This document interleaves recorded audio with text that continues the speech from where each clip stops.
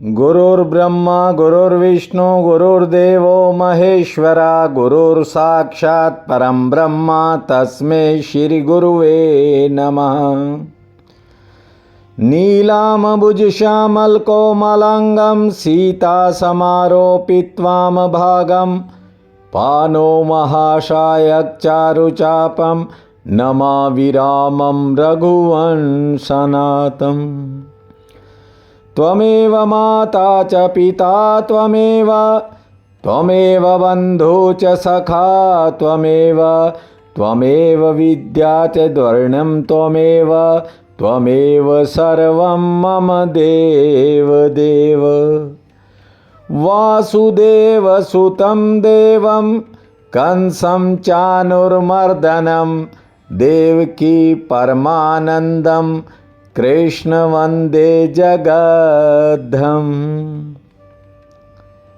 प्रिय बंधुओं, देवियों व सज्जनों, श्रीमद् भागवत कथा कहती है कि इंसान के भीतर ही कुछ सोने की प्रक्रिया है और कुछ जागने की प्रक्रिया है। इंसान के भीतर सपना देखने की क्षमता भी है और सत्य में जागने की क्षमता भी है। इसलिए तुम सो भी सकते हो और जाग भी सकते हो। ये दोनों क्षमताएं आपके भीतर हैं। सोने की क्षमता का नाम है माया।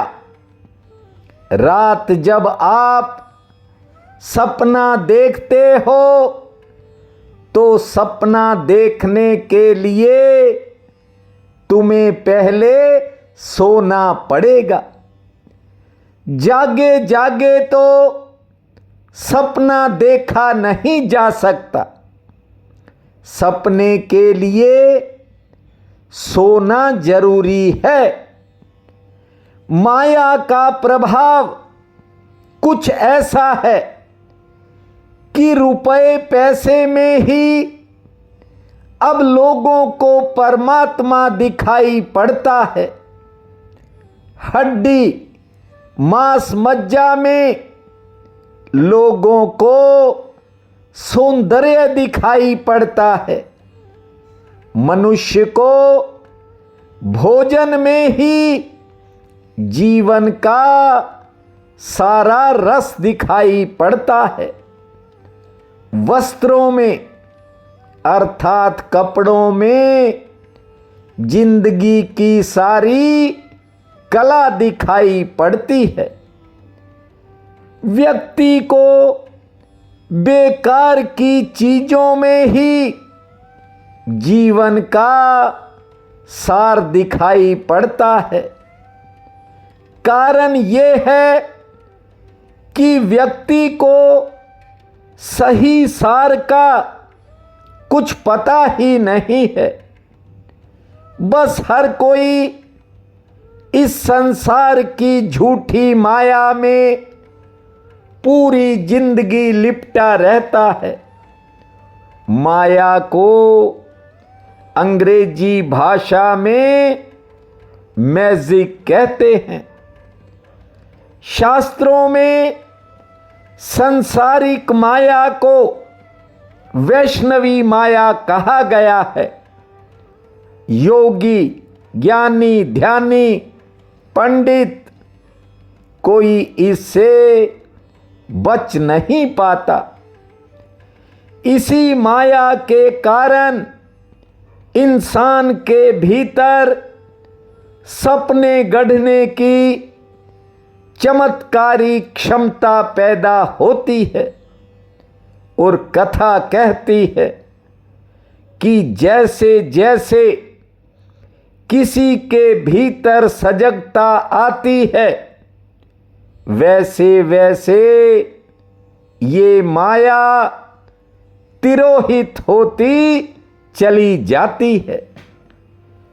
भीतर की सजगता के लिए परमात्मा का स्मरण जरूरी है, क्योंकि परमात्मा की कृपा से ही कभी कोई इस माया के जाल को तोड़ पाता है। आज वामन अवतार की कथा आपको सुना रहे हैं, पूरे ध्यान से सुनिए। माता अदिति ने अपने पति के कथना अनुसार पूरे नियम से उपाय किया और जिससे नारायण भगवान ने प्रसन्न होकर कहा कि मैं शीघ्र ही आपके पुत्र रूप में आ रहा हूं। हे माता, आपकी खोई हुई संपत्ति आपको दिलवा कर रहूंगा। भाद्रपद महीने की शुक्ल पक्ष की द्वादशी के दिन दोपहर 12 बजे नारायण भगवान ने वामन भगवान के रूप में अवतार लिया है। जब थोड़े बड़े हुए तब उनका यज्ञोपवीत संस्कार किया गया। जनेऊ धारण करने की विधि को यज्ञोपवीत संस्कार कहते हैं। हमारे सनातन धर्म में यज्ञोपवीत संस्कार का बहुत बड़ा महत्व है। एक समय था जब बिना यज्ञोपवीत धारण किए व्यक्ति को यज्ञ करने का अधिकार नहीं होता था, लेकिन अब ऐसा नहीं है।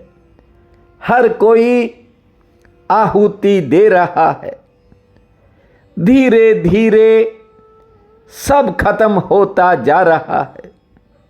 एक समय था जब यज्ञोपवीत संस्कार विवाह शादी से भी ज्यादा धूमधाम से किया जाता था। अधिक खुशियां मनाई जाती थी। जब कोई बच्चा जनेऊ धारण करता था तो कई दिनों तक पूजा पाठ के कार्यक्रम होते थे। वेद पढ़ने का अधिकार भी जनेऊ धारण करने के बाद ही मिलता था। अब तो समय बदल गया, लेकिन पुरातन काल में बिना जनेऊ और बिना चोटी के हवन में आहुति डालने की आज्ञा नहीं थी। देखिए, अपने मन से चाहे कोई कुछ भी करता रहे, लेकिन शास्त्र विधि के बिना विशेष फल प्राप्त नहीं होता।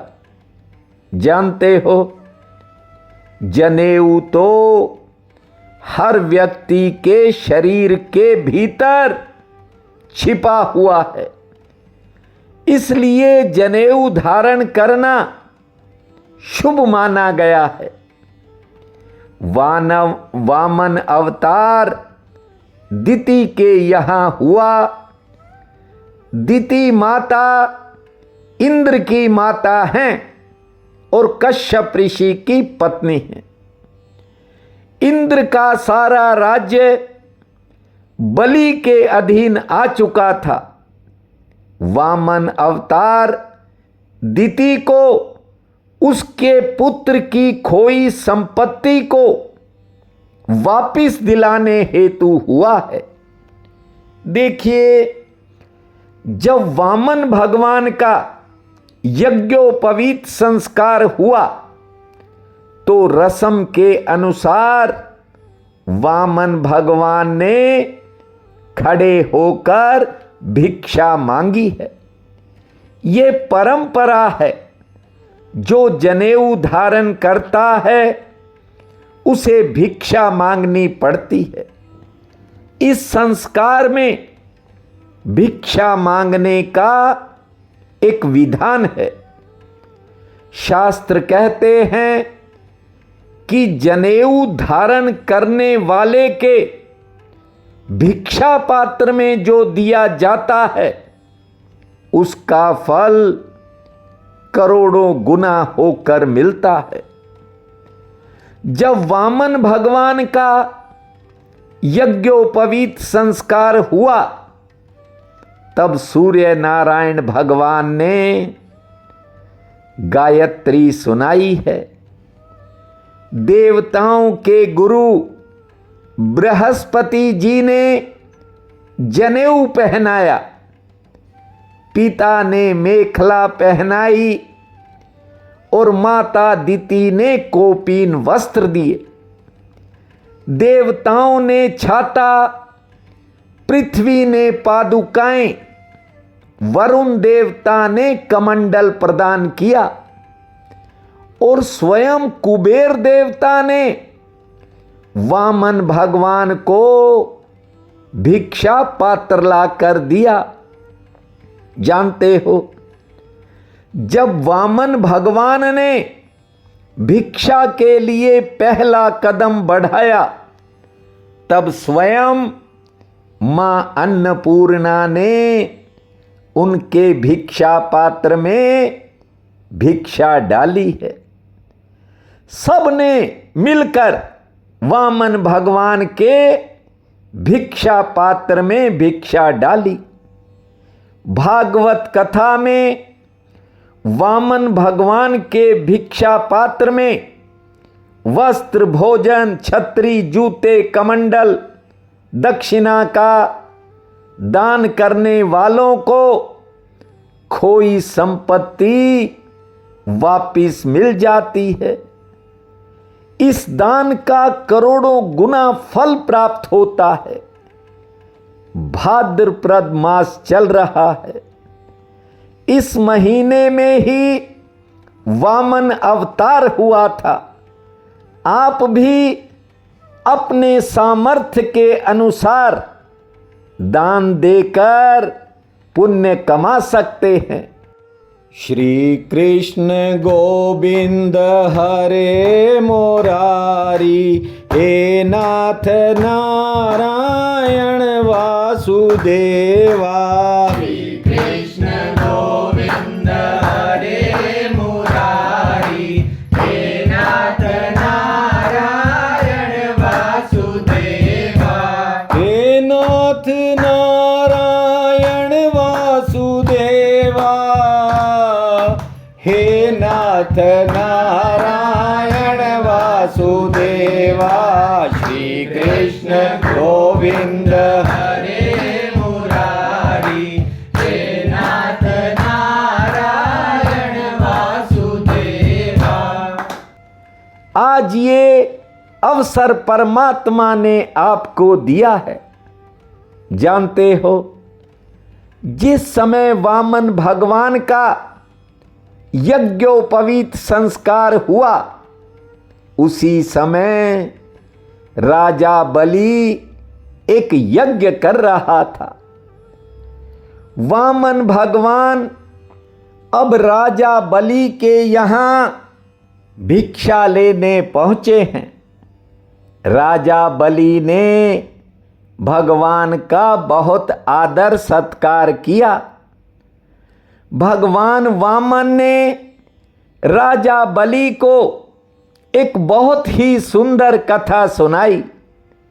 राजा बलि ने वामन भगवान के चरणों को धोकर अपने सिर को सींच लिया है। देवताओं ने इस अवसर पर पुष्पों की वर्षा की है। राजा बलि, तुम बड़े भाग्यशाली हो। जिन चरणों का दर्शन बड़े बड़े योगियों को नहीं होता, आज वे ही चरण आप अपने हाथों से धो रहे हो। राजा बलि ने पूछा, आपको क्या चाहिए? देखिए, बलि को ये नहीं पता था कि वामन रूप में भगवान विष्णु हैं। बलि तो सोच रहा था कि कोई ब्रह्मचारी ब्राह्मण बालक आया है। वैसे भी वामन का मतलब है छोटे कद वाला। बहुत ही छोटे दिखाई पड़ रहे थे वामन भगवान। इसलिए राजा बलि ने पूछ लिया कि आपको क्या चाहिए? भगवान ने कहा, हे राजन, आपका कुल तो बड़ा दानी है, ऐसा हमने सुना है। और ये सुनने के बाद ही हम आज आपके दरबार में आए हैं। आप हमें 3 पग पृथ्वी दे दीजिए। कहने का मतलब 3 कदम धरती हमें दे दो।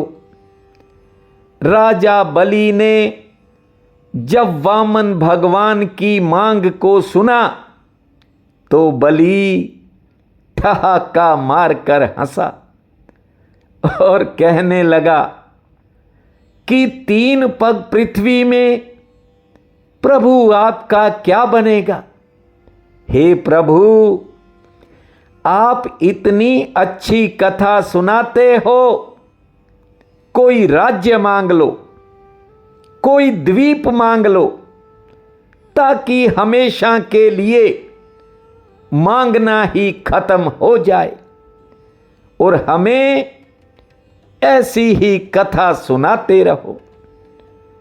श्रीमद् भागवत कथा कहती है, शिष्य का काम है गुरु के लिए व्यवस्था करे और गुरु का काम है शिष्य के अज्ञान को हरे।